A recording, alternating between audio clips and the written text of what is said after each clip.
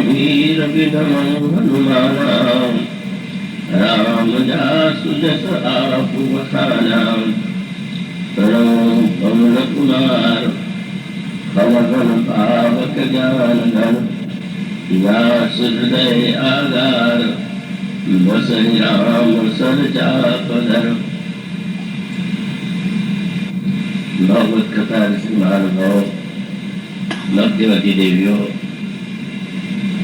हम सब भक्त शिरोमणि भक्त चूड़ामणि श्री हनुमान जी महाराज के पावन चरित्र का चिंतन कर रहे हैं, चर्चा कर रहे हैं। आइए एकाग्रता और शांति से उनके चरित्र में जो दिव्य संदेश है, संकेत है, उसे हृदयंगम करने की चेष्टा करें। श्री हनुमान जी महाराज का परिचय कुछ ऐसा उलझा हुआ सा है कि कभी कभी साधारण दृष्टि से पढ़ने वाले को थोड़ा भ्रम हो जाता है। एक और तो ये कहा जाता है कि वे केशरी और अंजना के पुत्र हैं। दूसरी ओर कहा जाता है कि वे शंकर जी के पुत्र हैं। हनुमान चालीसा में जब आप पढ़ते होंगे तो दोनों वाक्य मिलता है, शंकर सुवन केशरी नंदन। आप शंकर के पुत्र हैं और केसरी के नंदन, आनंद देने वाले। फिर तीसरा परिचय है, पवन तनय बल पवन समाना। श्री हनुमान जी पवन के पुत्र हैं।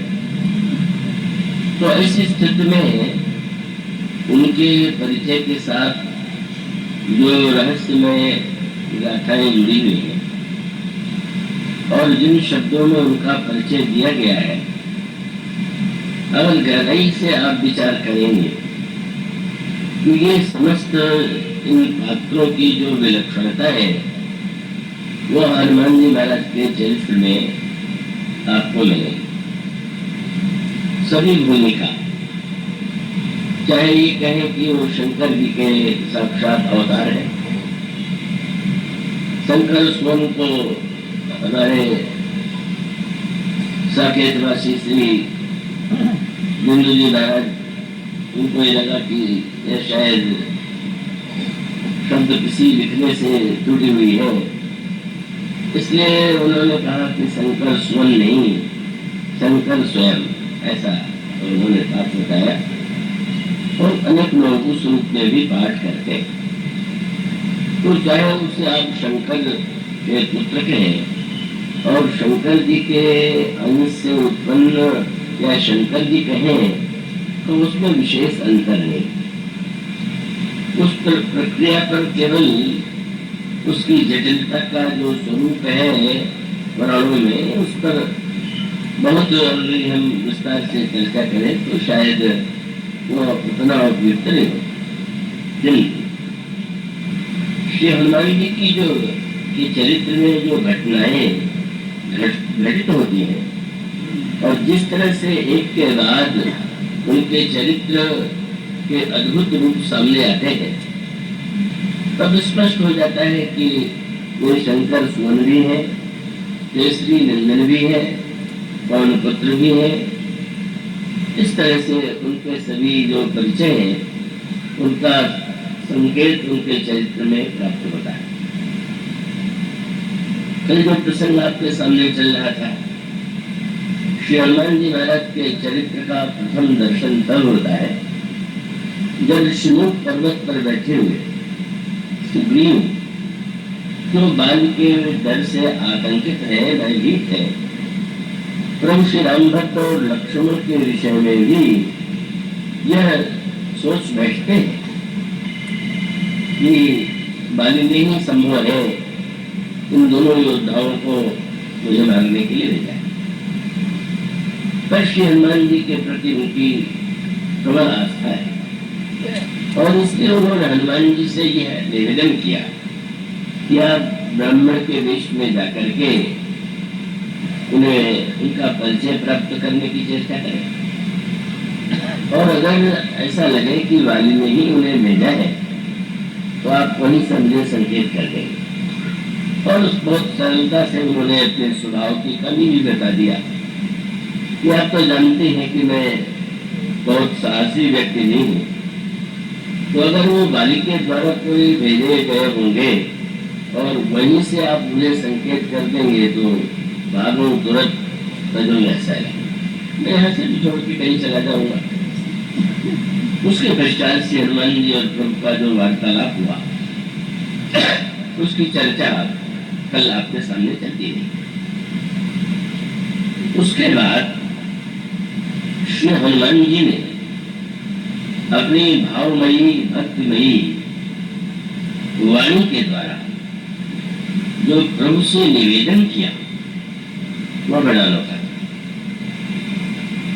श्री हनुमान जी ने प्रभु से पूछा था कि क्या आप साक्षात ब्रह्मणी तो नहीं, जिन्होंने 2 रूपों में अवतार लिया हो, और आप तो सारे संसार के कारण हैं, भव कारण है, और पृथ्वी का भार आप उतारने के लिए आए हुए हैं।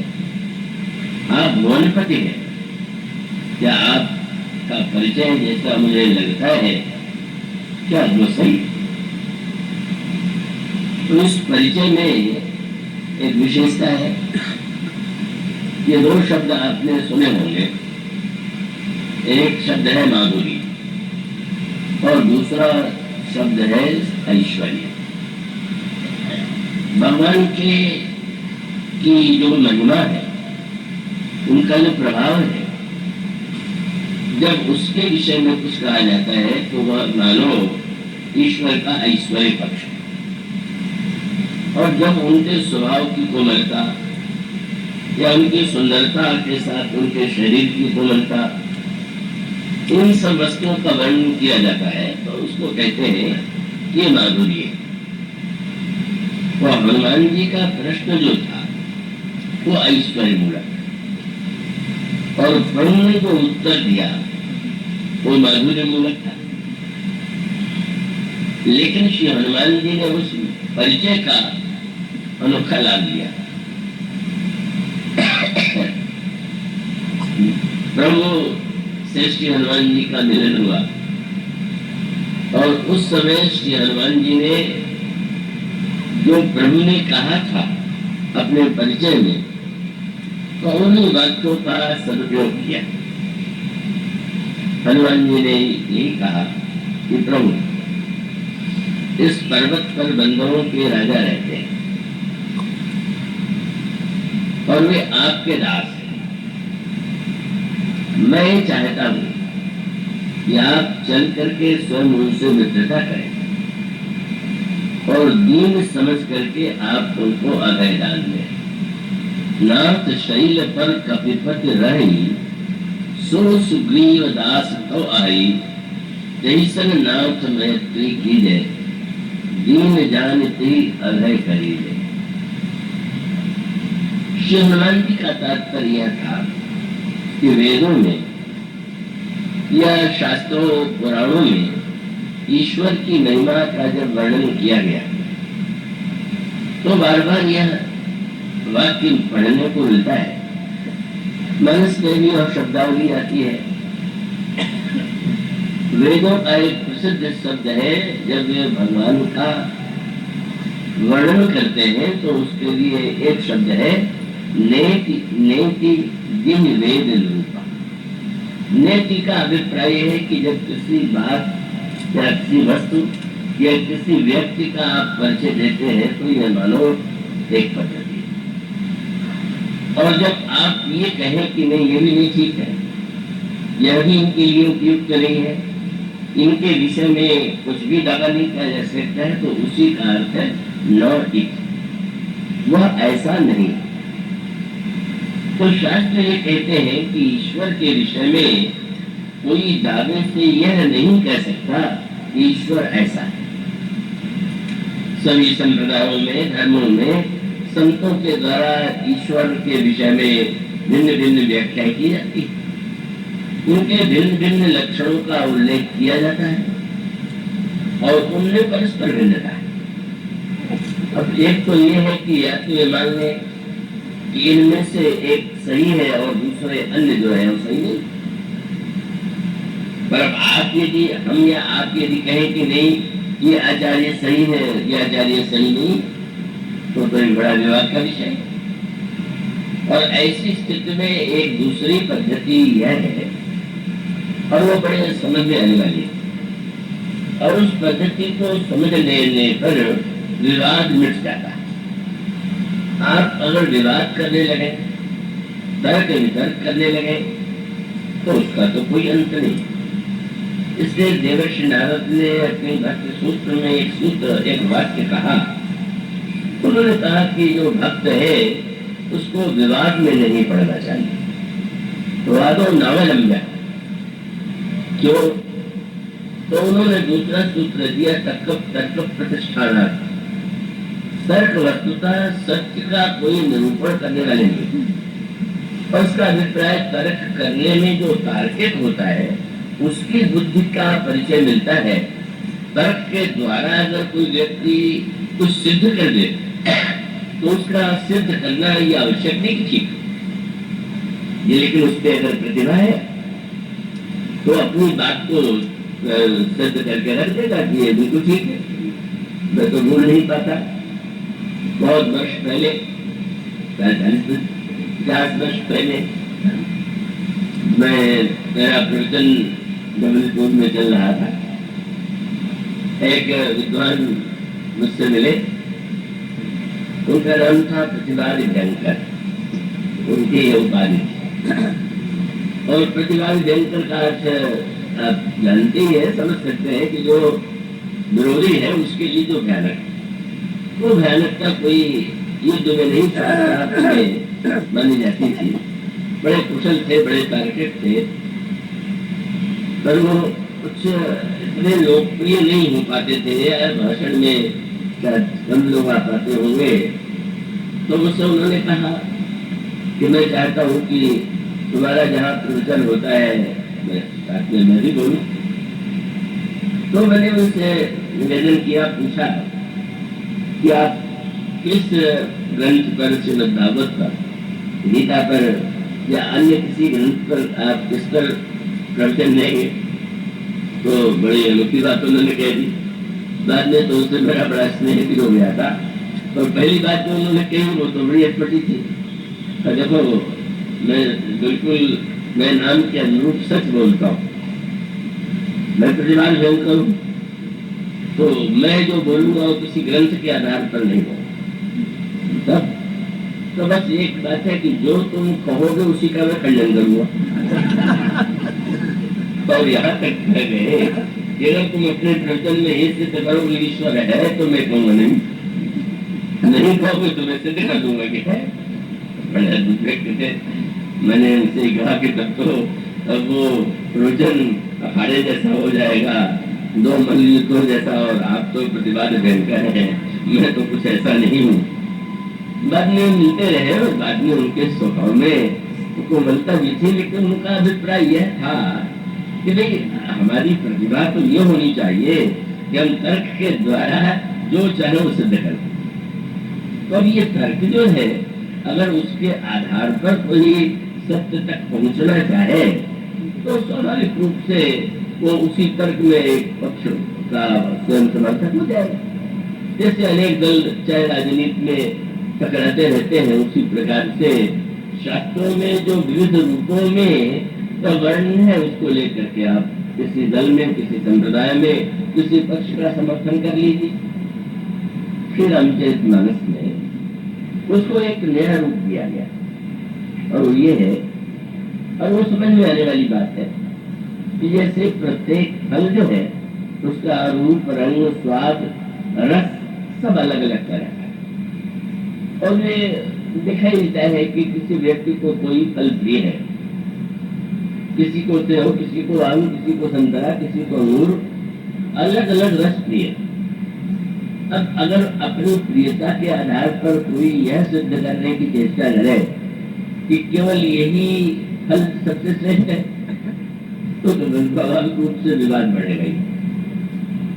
तो अलग अलग फलों का रस और उसका स्वाद अपने आप में ठीक, पर तुलसीदास जी महाराज से पूछा गया कि रामायण में जो हमारे सठ शास्त्र है उनमें से आप किसके पक्षपाती हैं?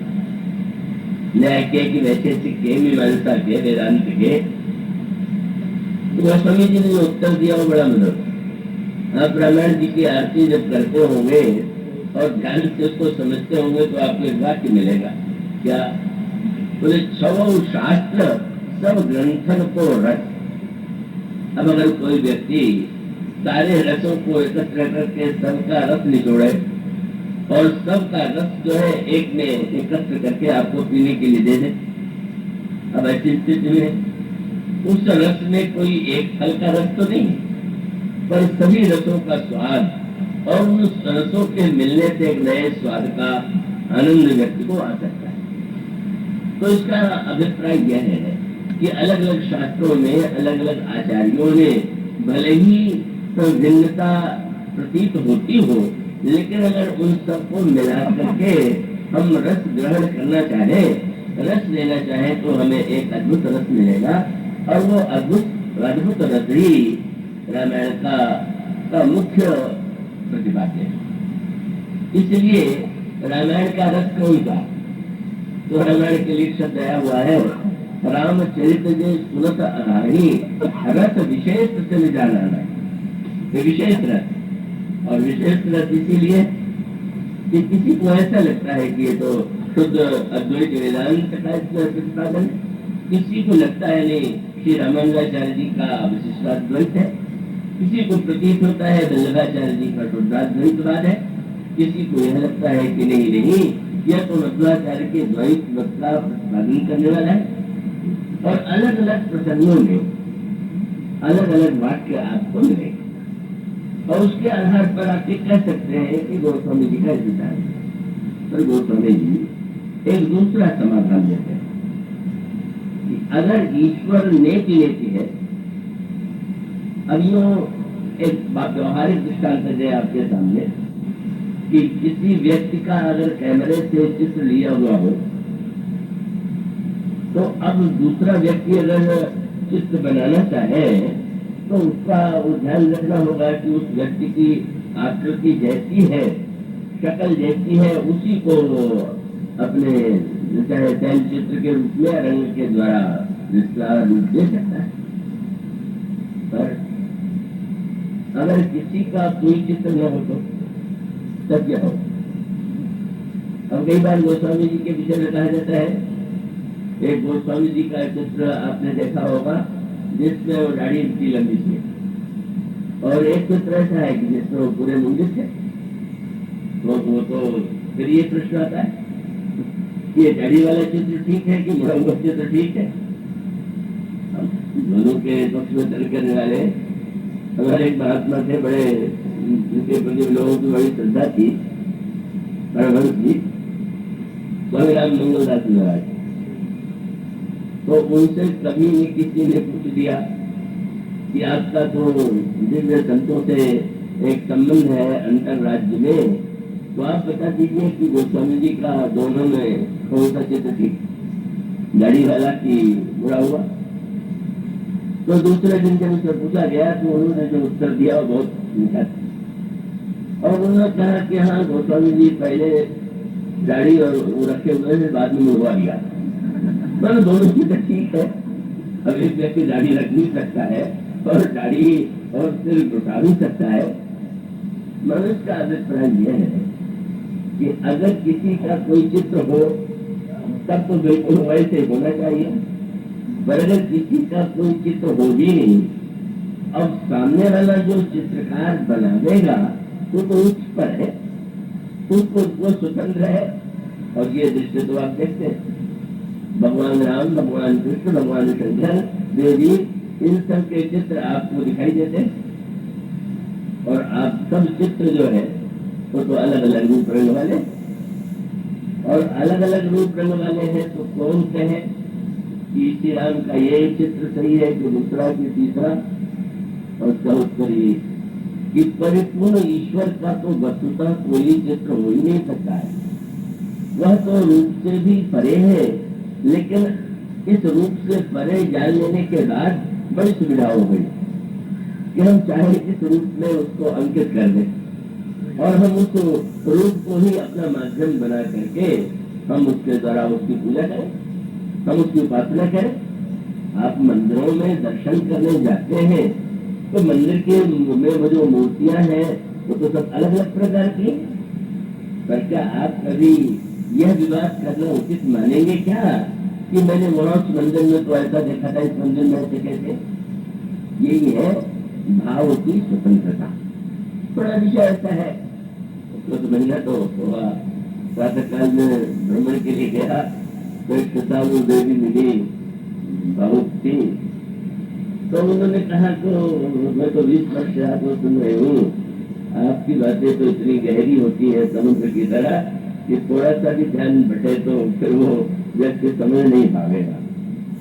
तो मैंने उनसे यही कहा विरोध में कि भाई संसार के समुद्र में तो डूबने से डरना चाहिए, पर भगवान के चरित्र के समुद्र में तो डूबना ही अच्छा है, क्योंकि यहाँ तो डूबने पर भी आनंद ही आनंद है, कोई ऐसा नहीं। तो वस्तुतः उसका तात्पर्य बहुत अच्छा भक्तों ने किया क्या कि अगर वेद ने कहा कि नेति नेति, ऐसा नहीं ऐसा नहीं ऐसा नहीं, तो उन्होंने एक चित्र भगवान का बना दिया और कितनी स्वतंत्रता हो गई। जितने मूर्तिकार हैं अपनी भावना अपनी कला को मूर्ति में प्रकट कर देते। चित्रकार रंग के द्वारा एक रूप भगवान का आपके सामने प्रस्तुत कर देता है, आप पूजा के घर में उसकी पूजा करते हैं, आपको पूजन में आनंद की अनुभूति होती है, भगवान के मुख पर आपको भाव भी प्रतीत होने लगता है। इसी को कहते हैं तत्व और भाव। इसका अभिप्राय कि जैसे सोना है वो तो तत्व होगा धातु के रूप में, लेकिन गहना जो है वो तो भाव। तो सोने के द्वारा आप सिर में पहनने वाला गहना बनाते हैं कि हृदय पर कि कमर में कि पैर में कि आपकी छप में, और उसमें वो बड़ी विन्यात्मक गाथा कहते हैं कि किसी के गणेश जी की मूर्ति भी सोने की थी और सोने की भी। अब बुजुर्गों की थी और कभी अभाव हुआ तो गृहस्थ को ऐसा संकट लगा कि चलो इस मूर्ति को बेच ही दे, सोने की तो नहीं। और जब पूछा तो शराब ने दोनों का दाम एक ही बता दिया, गणेश जी का भी और चूहे का भी। तो दोनों खड़े हुए, तुम बड़े नास्तिक हो, कहाँ गणेश जी कहाँ चूहा, तुम दोनों का दाम एक बता रहे हो। उसने ये कहा कि भाई हम आकृति का दाम थोड़ी दे रहे, हम तो सोने का दाम दे रहे, दोनों सोने के द्वारा ही बनी हुई है, दोनों का अगर तौल बराबर है तो दाम भी बराबर होगा, पर भाव के लिए तो ऐसा नहीं। भाव तो गणेश जी को ऊपर बैठाएगा, चूहे को नीचे बैठाएगा। इसका अभिप्राय ये है कि भक्ति क्या है, यह भावनाओं का खेल, भावनाओं का रस। तत्व के रूप में ईश्वर चाहे जैसा है या जैसा नहीं है। अब आप स्वतंत्र हो गए और इस स्वतंत्रता को ही भक्तों ने सारे जीवन में सारे चरित्र में उसका आनंद लिया। और इसलिए आप देखेंगे श्री हनुमान जी ने क्या किया, प्रभु ने जब ये कह दिया कि मैं अयोध्या के राजा दशरथ का पुत्र हूं, तो हनुमान जी ने उसका उपयोग किया। उपयोग क्या किया, जब प्रभु से ये कहा कि आप चल करके सुग्रीव से मित्रता कीजिए, तो उन्होंने जो बात पकड़ी यही भक्तों का आनंद। उन्होंने कहा प्रभु जब मैंने पूछा कि आप कौन हैं, तो आप कह सकते थे कि मैं तो हर अव्यक्त निर्गुण निराकार ब्रह्म हूँ, पर जब आपने ज्ञान देव ने ये कहा कि मैं दशरथ का पुत्र हूँ, फिर आप रुकने पर ही नहीं रुके, आपने कहा मैं लक्ष्मण का बड़ा भाई हूँ। फिर इसके बाद आपने ये भी कह दिया कि मेरे साथ मेरी प्रिय पत्नी भी थी जिनका हरण रावण ने कर लिया। तो पहले आपने बताया कि आप पुत्र हैं, फिर आपने बताया कि आप भाई हैं, फिर आपने बताया कि आप पति हैं। तो आपके द्वारा इस परिचय को सुन करके मैं समझ गया कि निर्गुण निराकार ब्रह्म का तो किसी से कोई नाता होता नहीं, उससे कैसे नाता हो। पर लगता है आपने अवतार जो लिया है वो नाते जोड़ने के लिए लिया। जब आप किसी के पुत्र बन गए, जब आप किसी के भाई बन गए, जब आप किसी के पति बन गए, तो मैं जब ये कहता हूँ कि सुखरूप से मित्रता कीजिए, तो महाराज मुझे लगा कि 3 नाते तो आपने बता दिया, पर ये नहीं बताया कि आपको कोई मित्र है कि नहीं। तो मित्र बना लीजिए। अब 3 नाते जुड़ गए तो चौथा नाता हो। तो पद आप लोग पढ़ते हो, सुनते हो, अगर आजकल थोड़ा गंभीर पदों में कम आनंद लेते हैं और बड़ा भावपूर्ण है, जिसमें गोस्वामी जी भगवान से निवेदन करते हैं, ब्रह्म तू हो जीव, तू साहेब और चेहरो। एक एक नाते गोस्वामी जी गिनाते हैं। तो बड़ा दिया गई, इतने सारे नाते तुमने गिना दिए, पर इनमें से एक नाते का तुम निर्णय करके बताओ कि नाता तुम्हारा मेरा है क्या। तो गोस्वामी जी ने कहा मैंने तो गिना दिया, अब अगला कार्य आपका है क्या। बोले मुझ कोई नाते अनेक मानिए जो भाव है, इतने नाते मैंने गिना दिए, इसमें से जो आपको अच्छा लगे वो आप मान लीजिए। तो प्रभु ने मुस्कुरा के पूछा कि मुझे अच्छा लगे वो मैं मान लूं कि तुम्हें जो अच्छा लगे तुम मान लो। उस स्वामी ने कहा महाराज मैंने गिनाया है, अच्छा आपको ही लगना चाहिए और आपको ही नाता मानना चाहिए, तो तुम क्यों नहीं मान लेते। तो उन्होंने कहा महाराज मैं अगर नाता मान लूं कि मैं पुत्र हूँ, मैं सेवक हूँ, या अन्य कुछ नाता मानूं, तो उस नाते के कर्तव्य का पालन मुझे करना पड़ेगा। और मेरे लिए बड़ी समस्या न कर पाया न कर पाया, पर आप ही नाता क्योंकि मानेंगे तो निभाना आपको पड़ेगा, मुझे नहीं निभाना पड़ेगा, आपको चाहिए।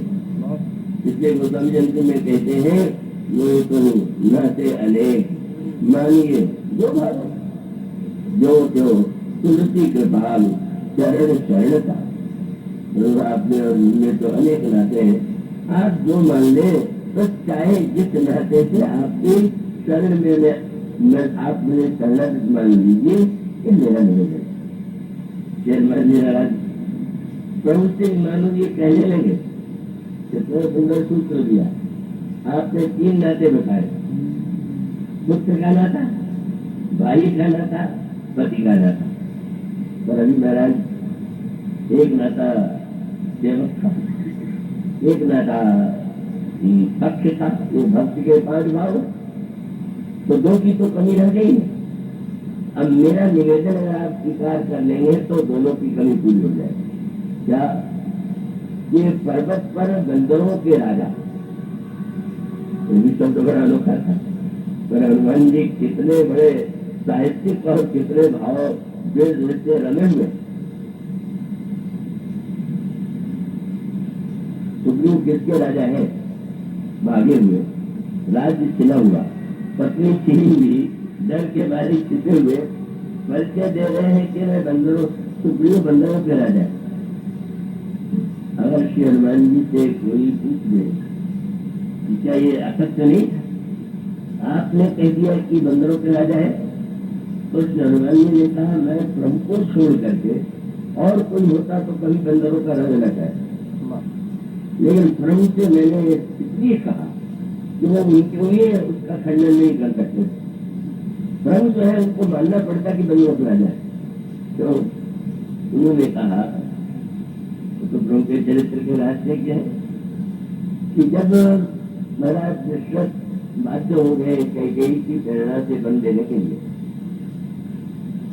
तो श्री राम को वन रख करके वन जाने की स्वीकृति उन्होंने दे दी, ऐसा है।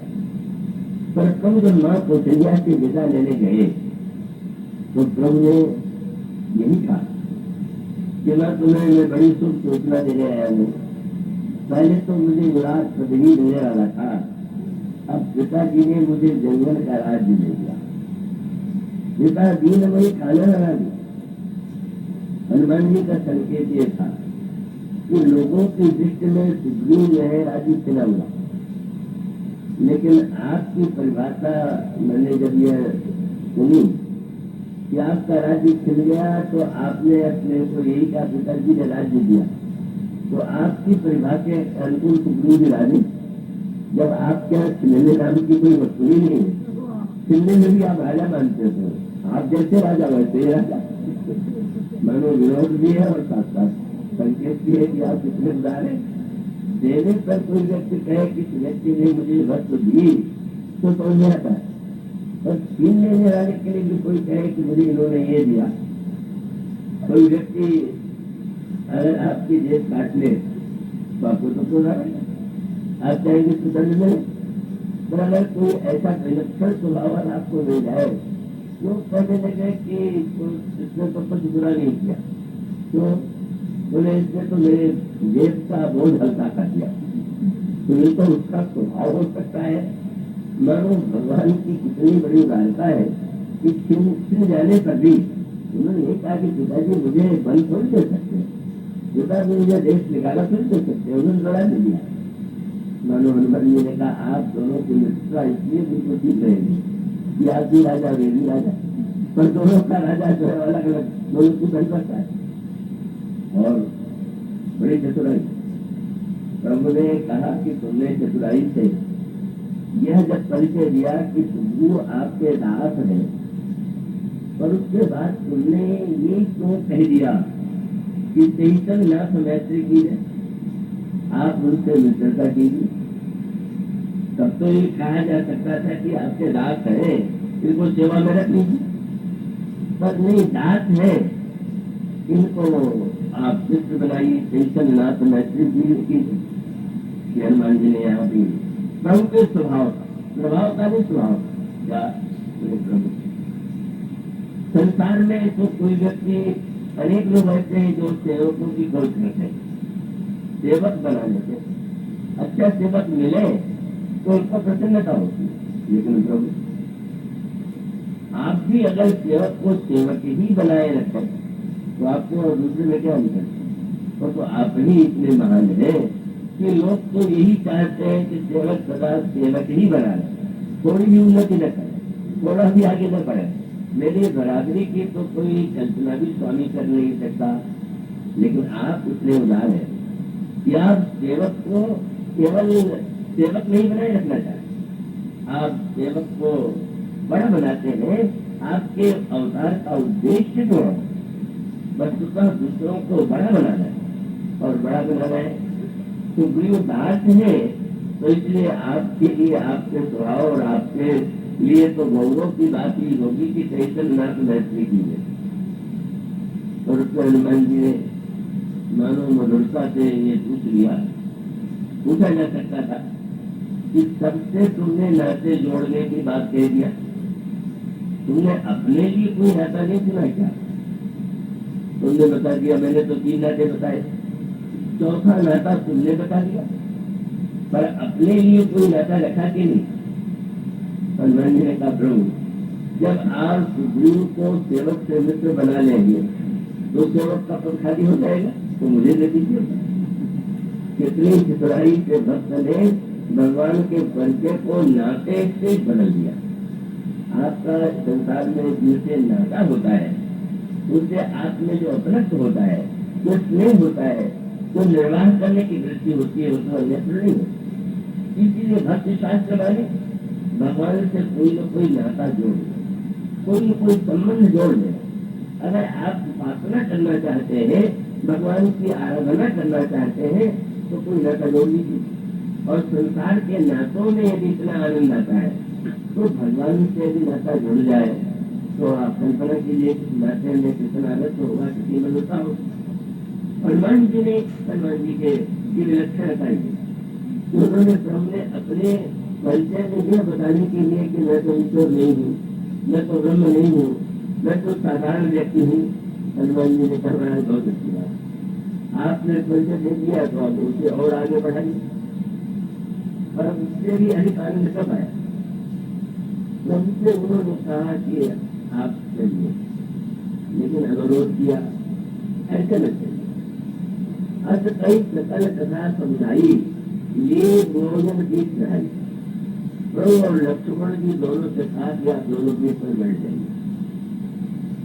इस मुंगली वाक्य में कितने मधुर संकेत, क्या करके सुग्रीव ने कहा था कि जब उनका परिचय पा लीजिएगा तो आप वहीं से गए कि मोन के शहर बुलाइए, संकेत कर दीजिएगा, इशारा कर दीजिएगा, ये मित्र है कि शत्रु।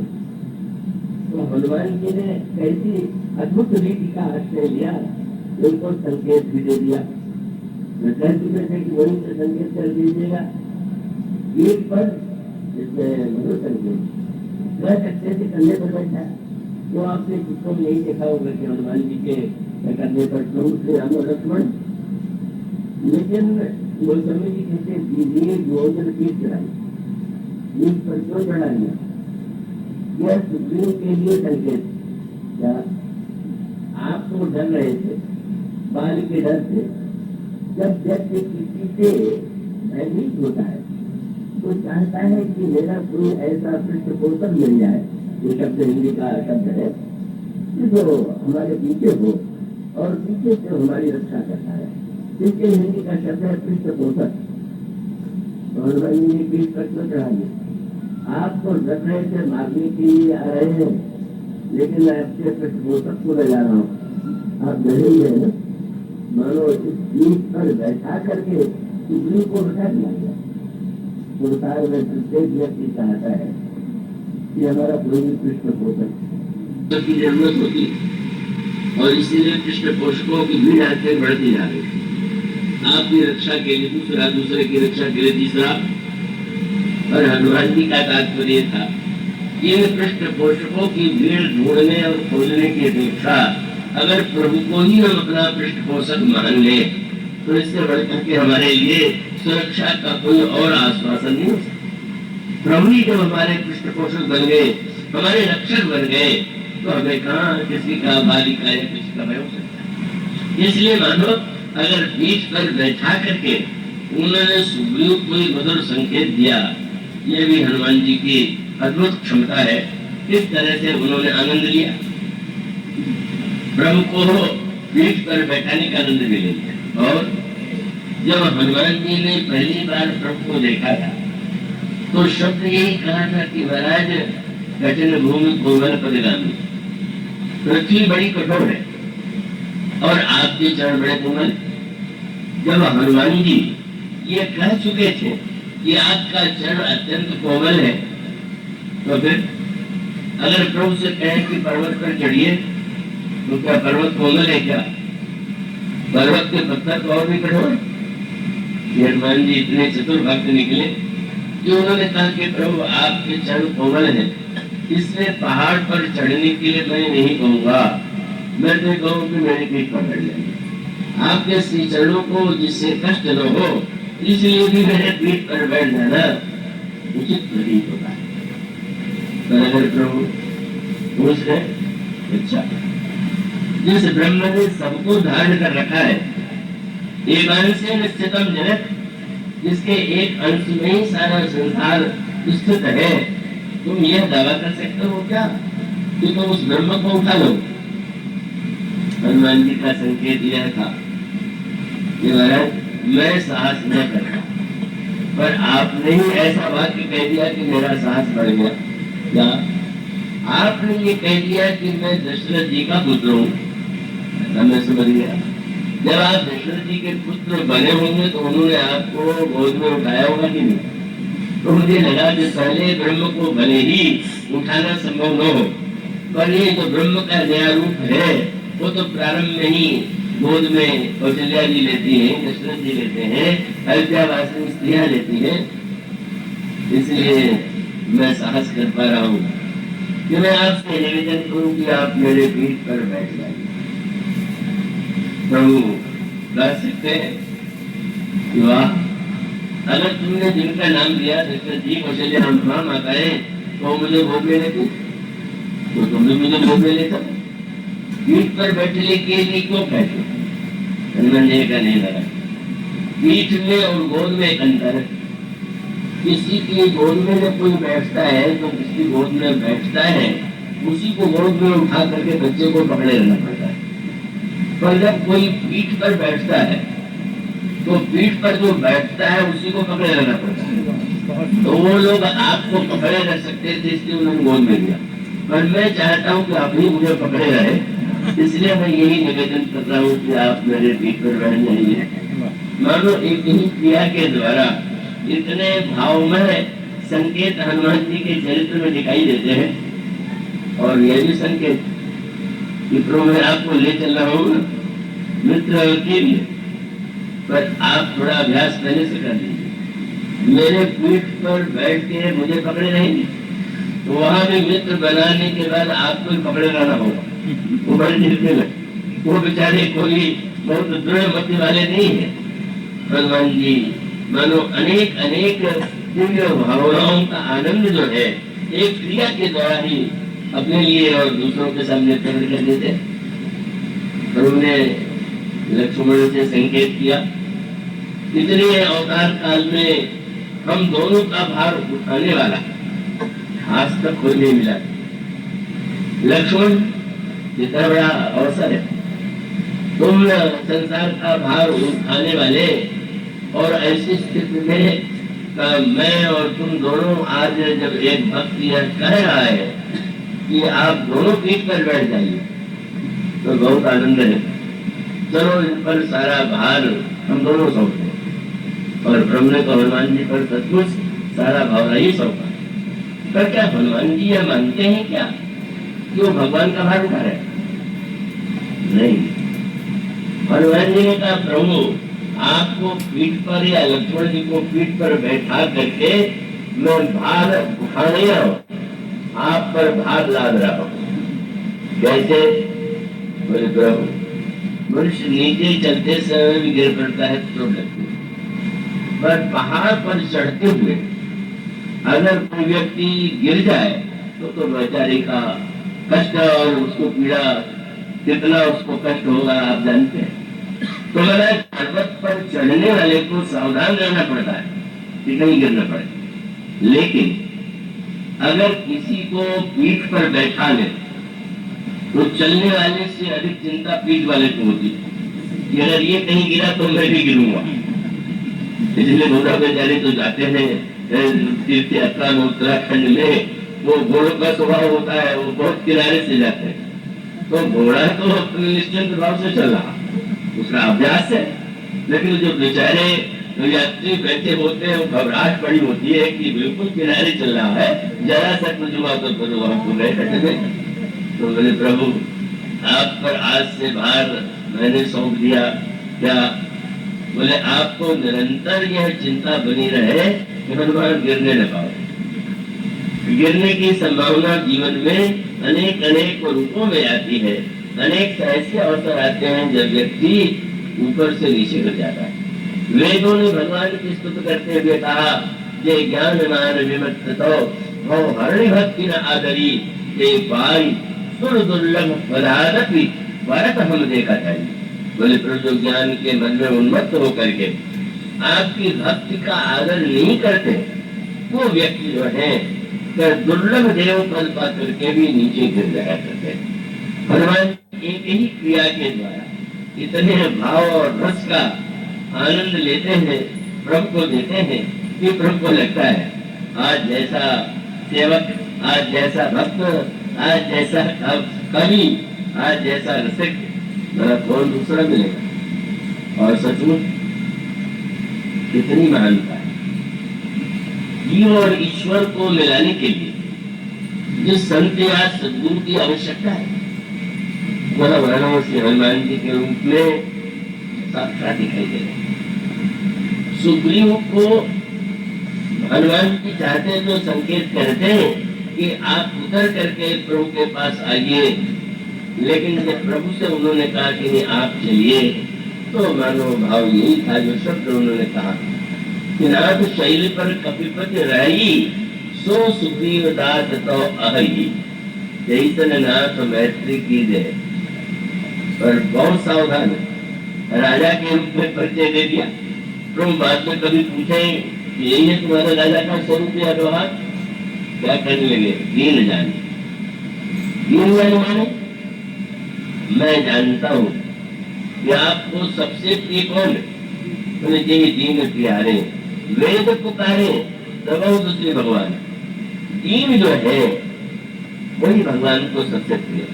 दीन का अर्थ धनहीनता से नहीं है, दीनता तो मन की वृत्ति है। धन होते हुए भी व्यक्ति अगर विनम्र है, अल्पान्य है तो वो दीन, और अभावग्रस्त होते हुए भी कोई अभिमानी है तो दीन नहीं।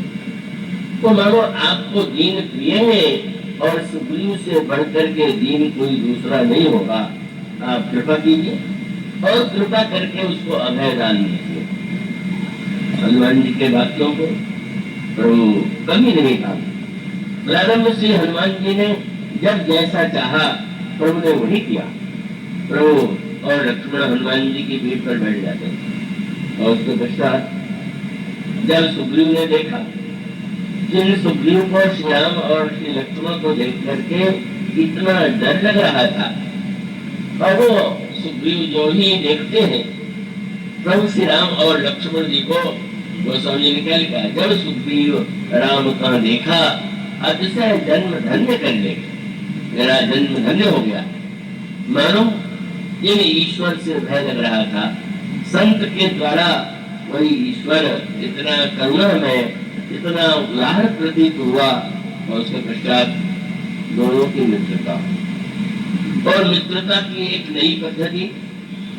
और जैसे विवाह में वर कन्या के संबंध के लिए अग्नि में आहुति दी जाती है, और अग्नि में आहुति देकर के मंत्रोच्चार पूर्वक वर और कन्या के विवाह की घोषणा की जाती है। इसी प्रकार से गोस्वामी जी ने एक वाक्य लिखा, निषाद राज से जब भगवान ने मित्रता किया तो अग्नि जला करके मित्रता नहीं। विभीषण से जब प्रभु ने मित्रता की तो उन्होंने अग्नि नहीं प्रज्वलित किया। पर जब सुग्रीव से मित्रता का अवसर आया तो यह निश्चय हुआ कि अग्नि की साक्षी में यह मित्रता की जाए। तो साक्षी का एक तात्पर्य होता, साक्षी माने गवाह। आपको यह विश्वास हो जाए कि अगर कोई गवाह होगा तो सामने वाला उस संबंध को जिसने देखा है वो नहीं देखेगा कि हाँ ये संबंध हमारा देखा हुआ। अग्नि की साक्षी दे करके, और उस समय जैसे मंत्रोच्चार किया जाता है, मानो एक संकेत, जीव और ब्रह्म का संबंध जो स्थापित होता है वही संबंध स्थापना ही भक्ति है। जो भगवान अभी तक सबके प्रतीक हो रहे थे वे सबके हैं, पर उन सबके भगवान होते हुए भी जब वे आपके अपने भगवान हो जाते हैं तो आपका आनंद, आपका सुख, आपकी उपासना परिपूर्ण हो जाती है। इसलिए जब लक्ष्मण जी प्रभु से बोलते हैं तो कहते हैं कि प्रभु आप कौन है? सुर नर मुनि सचराचर सारी, आप देवताओं के, मुनियों के और इनकी बात क्या आप सचराचर के स्वामी, तो मुझे किसका स्वामी मान के पूछ रहे हो? क्या सुंदर वाक्य था लक्ष्मण जी का। सुर नर मुनि सचराचर साई, मैं पूछूं निज प्रभु की है। महाराज आप मुनियों के स्वामी होंगे तो मुनियों से बात करेंगे, देवताओं के स्वामी होंगे तो देवताओं से आपका नाता होगा, लेकिन मैं तो आप मेरे अपने स्वामी हूँ। और उसका अभिप्राय है का वेदांत का तत्व है कि हम ब्रह्म से अभिन्न हैं, और वेदांत का व्यावहारिक तात्पर्य यह है कि वो ईश्वर जो है विरागी, और विरागी होने के नाते उससे हमारा संबंध नहीं हो सकता है। हम केवल उसके स्वरूप का चिंतन कर सकते हैं। पर यहाँ पर भक्तों की जो भावना है वो मानो उद्देश्य यही है कि ईश्वर से किसी प्रकार से हम सारे संबंधों की भीड़ में जो ईश्वर हमारा शाश्वत संबंधी है, सबसे पुराना संबंधी है, अनादिकाल से संबंधी है और अनंत काल तक जिससे संबंध रहेगा, पर जीव जो है उस संबंध को भूल गया। और तब मंत्र पढ़ा जाता है।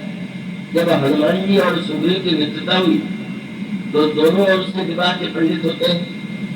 और आपने देखे, आप देखते होंगे कि विवाह जब विधि से होती है तो वर के जो पंडित होते हैं आचार्य, वो वर का परिचय बताते हैं 3 पीढ़ियों का, और फिर उसके बदले में कन्या पक्ष से भी तीन पीढ़ियों का परिचय दिया जाता है। अग्नि के द्वारा आहुति और उसके बाद पाणी ग्रहण और इस प्रकार से संबंध की स्थापना। ठीक इसी प्रकार से अगर हम ईश्वर से संबंध जो है पर जिसे हम भूले हुए, कथा का उद्देश्य क्या है, कथा क्यों कही जाती है, कथा क्यों सुनी जाती है, और उसका एकमात्र अनेक अनेक उसके कथा के परिणाम है, पर एक सबसे बड़ा उद्देश्य उसका वह है कि जब कथा के माध्यम से संत वक्ता आचार्य हमें स्मरण दिलाने की चेष्टा करते हैं कि तुम्हारा सबसे बड़ा प्रिय संबंधी जो तुम्हें कभी नहीं छोड़ेगा, जिसने कभी नहीं छोड़ा, उस संबंध को तुम पुनः स्मृति में लाओ, उस संबंध को तुम लो। यही है संत की भूमिका और भगवत कथा का उद्देश्य भी है। भगवान की कथा के संदर्भ में यहाँ पर भी है, या कोई वेद के मंत्र नहीं बोलेंगे, या कोई शास्त्रों के विधान का वर्णन नहीं, तो स्वामी ने शब्द क्या लिखा।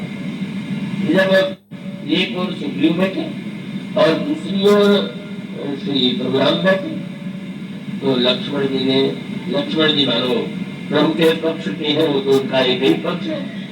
और गोस्वामी जी ने शब्द लिखा, लक्ष्मण राम चरित्र सब भाखा। लक्ष्मण जी ने पूरा का पूरा श्री राम का चरित्र सुग्रीव को सुना दिया। अब उसकी व्याख्या बहुत विस्तृत है।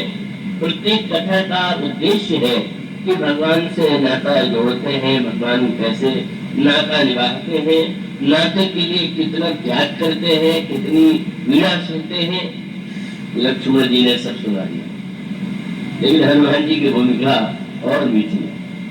अब उधर के आचार्य श्री लक्ष्मण जी हैं, तो ये हो सकता था कि हनुमान जी सुग्रीव की कथा प्रभु को सुना देते, लेकिन आपने देखा होगा विवाह में दो पंडित तो दो और के आचार्य तो होते ही, पर एक में विवाह कराने वाला व्यक्ति भी होता है, उसका बड़ा महत्व है।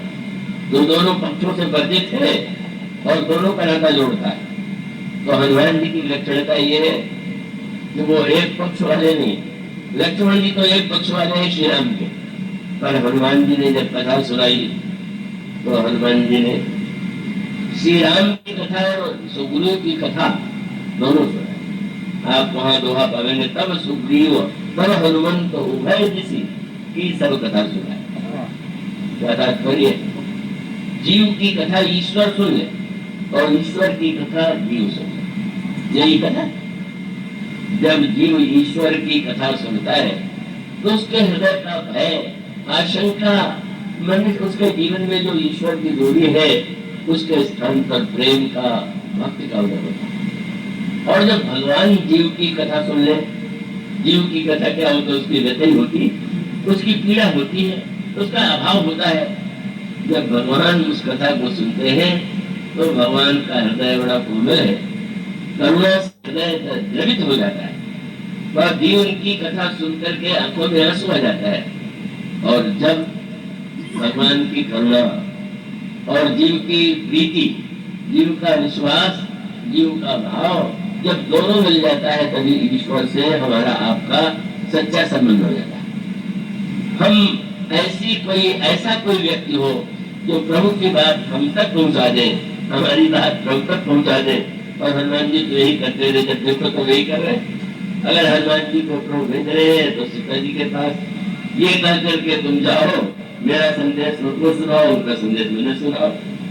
जब लंका विजय के बाद लौटे तो पुष्कर विमान पर चले जा रहे, पर हनुमान जी से कहा कि जाओ और क्या करना, भरत कुशल हमार सुना रहे, भरत जी को सुना देना कि घबराए नहीं, मैं आ रहा हूं। लेकिन और एक काम बढ़ा दिया, समाचार सुनने के बाद वही मत रुक जाना, ये तो प्रभु भाई रहे, हम यही स्वागत कर लेंगे। समाचार ले तुम चले आओ, भारत का समाचार लेकर के तुम फिर से मेरे पास आ जाओ।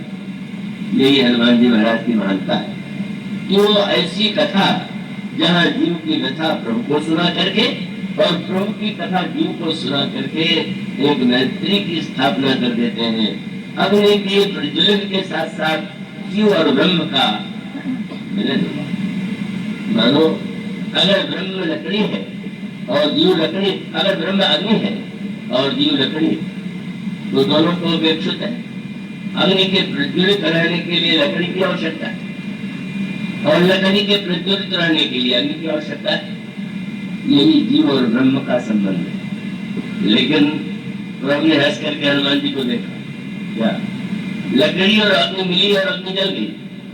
पर एक नियम आप जानते हो क्या, अगर आप कोई ऐसा स्थान हो कि जहां पर लकड़ी और अग्नि दोनों, और ये उपाय कर दें कि हवा भीतर बैठने न पाए, तो आग बिल्कुल बुझ जाएगी। और इसका अभिप्राय है कि लकड़ी और अग्नि प्रत्यक्ष जलती है, पर वायु देवता भी वहां पर रह करके ही जलाते हैं।